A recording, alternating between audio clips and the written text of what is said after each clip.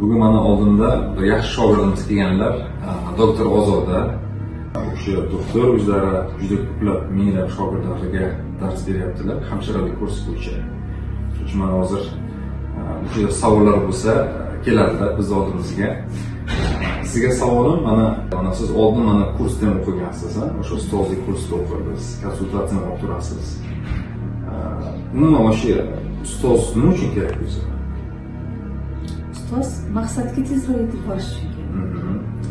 То есть misol uchun ko'p narsa o'z kitoblarda ham bor, o'qib o'rgansang bo'ladi. Но endi siz birinchi shag qaysi birini qilishni bilmay qolasiz.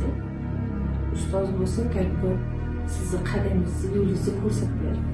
Точка A, точка B qanaqa bo'ladi? Daromadsiz qanaqa o'sishsiz va точка A -$300 edi. -$300 boshlaysiz. Keyin 6 oy minusda ishladik. 6 oy minusda ishladik. Keyin резкий o'sish bo'lib, уже 1000, 2000, 3000, 5000 gacha chiqdik. O'sha daromadga chiqish uchun mana kimdir boshqa insonlar ham shogird o'qimoqchi. So'ra aytadiki, kimdir aytadi qimmat deydi. Masalan, konsultatsiya qancha to'laysiz konsultatsiya uchun? 200. Mana $200 to'laysiz. Bir xil aytadi qimmat, masalan, mana kurs bo'yicha, bir oylik kursga siz $1000 to'laysiz. Bu arzonmi, qimmatmi bu? Bu birpas oqlanib ketadigan narsa. Chunki odam o'ziga pul tikishda xayish kerak emas. Hozir nima aytadi, tadbirkor rivojlanishdan qachon to'xtaydi? Agar tadbirkor o'zini miyasi rivojlanishdan to'xtasa, uni ishi ham, tadbirkorlik faoliyati ham, biznesi ham o'sha joyda to'xtaydi.